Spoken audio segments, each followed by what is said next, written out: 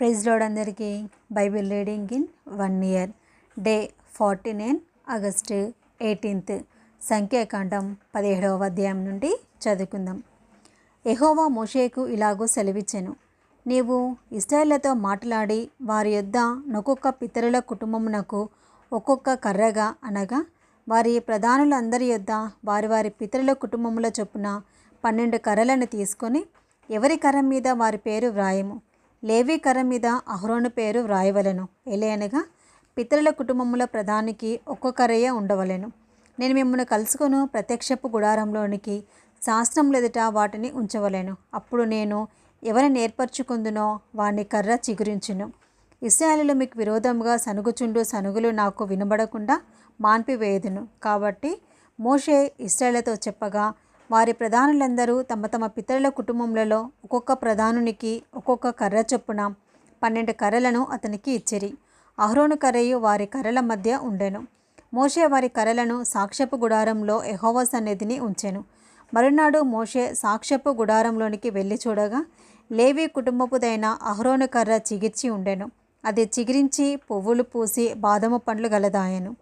మోషే యెహోవా సన్నిధి నుండి ఆ కర్రలన్నిటినీ ఇశ్రాయేలందరి ఎదుటకి తేగా, వారు వాటిని చూచి ఒక్కొక్కడు ఎవరి కర్ర వారు తీసుకొనిరి. అప్పుడు యెహోవా మోషేతో ఇట్లనెను, తిరగబడిన వారిని గూర్చి ఆనవాలుగా కాపాడబడినట్లు అహరోను కర్రను మరలా శాసనముల ఎదుట ఉంచుము. వారు చావకుండానట్లు నాకు వినబడకుండా వారి సనుగులను కేవలం అణచి మాన్పివేసిన వాడవవుదువు.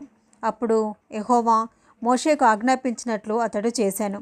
అలాగుననే చేశాను. అయితే ఇశ్రాయేలు మోషేతో ఇట్లనిరి, ఇదిగో, మా ప్రాణములు పోయినవి, నశించిపోతిమి, మేమందరం నశించిపోతిమి. యెహోవా మందిరం నాకు సమీపించు ప్రతివాడును చచ్చును. మేము అందరము చావవలసి ఉన్నదా అని పలికిరి.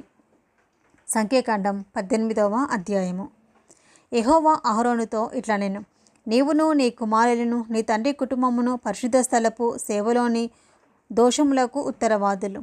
నీవును నీ కుమారులను మీ యాజకత్వపు దోషములకు ఉత్తరవాదులు. మరియు మీ తండ్రి గోత్రమును, అనగా లేవి గోత్రకులైన నీ సహోదరులను నీవు దగ్గరకు తీసుకొని రావలెను.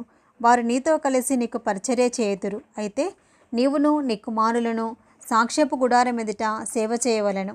వారు నిన్నును గుడారం అంతటిని కాపాడుచుండవలెను. అయితే వారును మీరును చావకుండానట్లు వారు పరిశుద్ధ స్థలం యొక్క ఉపకరణములన్నిటి యొద్దకైనను బలిపీఠం నొద్దకైనను సమీపింపవలదు.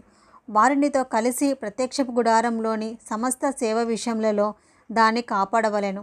అన్యుడు మీ యుద్ధకు సమీపింపకూడదు. ఇక మీదట మీరు పరిశుద్ధ స్థలమును బలిపీఠమును కాపాడవలెను. అప్పుడు ఇశ్రాయేలు మీదికి కోపం రాదు. ఇదిగో, నేను ఇశ్రాయేలు మధ్య నుండి లేవీలైన మీ సహోదరులను తీసుకొని ఉన్నాను.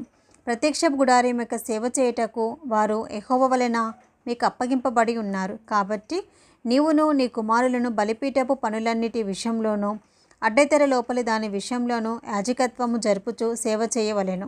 దయచేతనే మీ యాజకత్వపు సేవ నేను మీకు ఇచ్చి ఉన్నాను. అన్యుడు సమీపించినడలా మరణశిక్ష నొందును. మరియు యెహోవా అహరోనుతో ఇట్లనెను, ఇదిగో, ఇశ్రాయేలులో ప్రతిష్ఠించు వాటిలో నా ప్రతిష్టార్పణములను కాపాడు పని నీకు ఇచ్చి ఉన్నాను. అభిషేకమును బట్టి నిత్యమైన కట్టడ వలన నీకును నీ కుమారులకును నేను ఇచ్చి ఉన్నాను. అగ్నిలో దహింపబడని అతి పరిశుద్ధమైన వాటిలో నీకు రావాల్సినవేవనగా, వారి నైవేద్యములన్నిటిలోనూ, వారి పాప పరిహారార్థ బలులన్నిటిలోనూ, వారి అపరాధ పరిహారార్థ బలులన్నిటిలోనూ, వారు నాకు తిరిగి చెల్లించు అర్పణములన్నీయు నీకును నీ కుమారులకును అతి పరిశుద్ధమైనవి అగును. అతి పరిశుద్ధ స్థలంలో మీరు వాటిని తినవలెను. ప్రతి మగవాడును దానిని తినవలెను. అది నీకు పరిశుద్ధముగా ఉండును. మరియు వారి దానములలో ప్రతిష్ఠింపబడినదియు ఇశ్రాయేలు అల్లాడించు అర్పణములన్నీయు నీ వగును. నీకును నీ కుమారులకును నీ కుమార్తెలకును నిత్యమైన కట్టడ వలన వాటి నీకిచ్చి తిని. నీ ఇంటిలోని పవిత్రులందరూ వాటిని తినవచ్చును. వారు యెహోవాకు అర్పించి వారి ప్రథమ ఫలములను, అనగా నూనెలో ప్రశస్తమైన దంతియు ద్రాక్షారస ధాన్యములలో ప్రశస్తమైన దంతియు నీకిచ్చి తిని.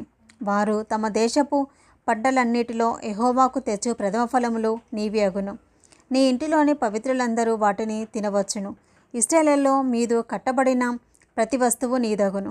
మనుషులలోనిదేమి జంతువులలోనిదేమి వారు యెహోవాకు అర్పించే సమస్త ప్రాణులలోని ప్రతి తొలిచూలు నీదగును. అయితే మనుషుని తొలిచూలి పిల్లను వెల ఇచ్చి విడిపింపవలెను. అపవిత్ర జంతువుల తొలి చోలు పిల్లను వెల ఇచ్చి విడిపింపవలెను. విడిపింపవలసిన వాటిని పుట్టిన నెల నాటికి నీవు ఏర్పరిచిన వెల చొప్పున పరిశుద్ధ మందిరం యొక్క తులపు పరిమాణమును బట్టి 5 తులముల వెండి ఇచ్చి వాటిని విడిపింపవలెను. తులము 20 చిన్నములు. అయితే ఆవు యొక్క తొలిచూలిని, గొర్రె యొక్క తొలిచూలిని, మేక యొక్క తొలిచూలిని విడిపింపకూడదు. అవి ప్రతిష్ఠితమైనవి. వాటి రక్తమును నీవు బలిపీఠం మీద ప్రోక్షించి యెహోవాకు ఇంపైన సువాసన కలుగునట్లు వాటి క్రొవ్వును దహింపవలెను. కానీ వాటి మాంసము నీదగును. అల్లాడింపబడు బోరేయు కుడిజబ్బాయు నీదైనట్లు అదియు నీదగును.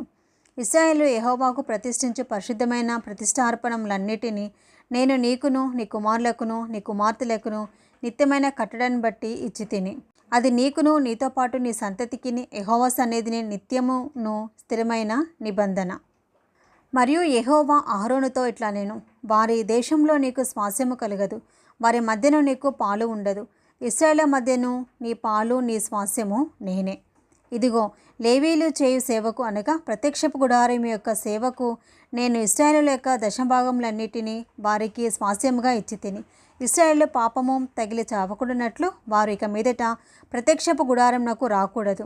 అయితే లేవీలు ప్రత్యక్షపు గుడారం యొక్క సేవ చేసి వారి సేవలోని దోషములకు తామే ఉత్తరవాదులై ఉందురు. ఇశ్రాయేలు మధ్యను వారికి స్వాస్యమేమీ ఉండదు. ఇది మీ తరతరములకు నిత్యమైన కట్టడ. అయితే ఇశ్రాయేలీయులు యెహోవాకు ప్రతిష్ఠార్పణముగా అర్పించు దశభాగములను నేను లేవీలకు స్వాస్యముగా ఇచ్చి తిని, అందుచేతను వారు ఇశ్రాయేలు మధ్యను స్వాస్యము సంపాదింపకూడదని వారితో చెప్పితి.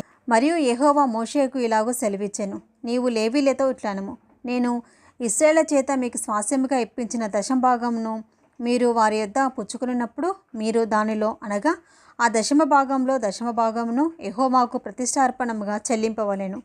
మీకు వచ్చు ప్రతిష్ఠార్పణము కళ్ళపు పంట వలెను, ద్రాక్షల తొట్టి ఫలము వలెను ఎంచవలెను. అట్లు మీరు ఇశ్రాయేలు యొద్ద పుచ్చుకొని మీ దశభాగములన్నిటిలో నుండి మీరు ప్రతిష్ఠార్పణమును యెహోవాకు చెల్లింపవలెను. దానిలో నుండి మీరు యెహోవాకు ప్రతిష్ఠించు అర్పణమును యాజకుడైన అహరోనుకు ఇయ్యవలెను. మీకు ఇయ్యబడు వాటన్నిటిలో ప్రశస్తమైన దానిలో నుండి యెహోవాకు ప్రతిష్ఠించు ప్రతి అర్పణమును అనగా దాని ప్రతిష్ఠిత భాగమును దానిలో నుండి ప్రతిష్ఠింపవలెను. మరియు నీవు వారితో, మీరు దానిలో నుండి ప్రశస్త భాగమును అర్పించిన తర్వాత మిగిలినది కళ్ళపు వచ్చుబడి వలెను, ద్రాక్ష తొట్టి వచ్చుబడి వలెను లేవీలదని ఎంచవలెను. మీరును మీ కుటుంబీకులను ఏ స్థలమందైనను దానిని తినవచ్చును. ఏలనగా ప్రత్యక్షపు గుడారంలో మీరు చేయు సేవకు అది మీకు జీతము. మీరు దానిలో నుండి ప్రశస్త భాగమును అర్పించిన తర్వాత దానిని బట్టి పాప శిక్షను భరింపకుందురు. మీరు చావకుండునట్లు ఇశ్రాయేళ్ల ప్రతిష్ఠితమైన వాటిని అపవిత్రపరచకూడదని చెప్పుము. ఇది ఈరోజు భాగమండి. Praise the lord.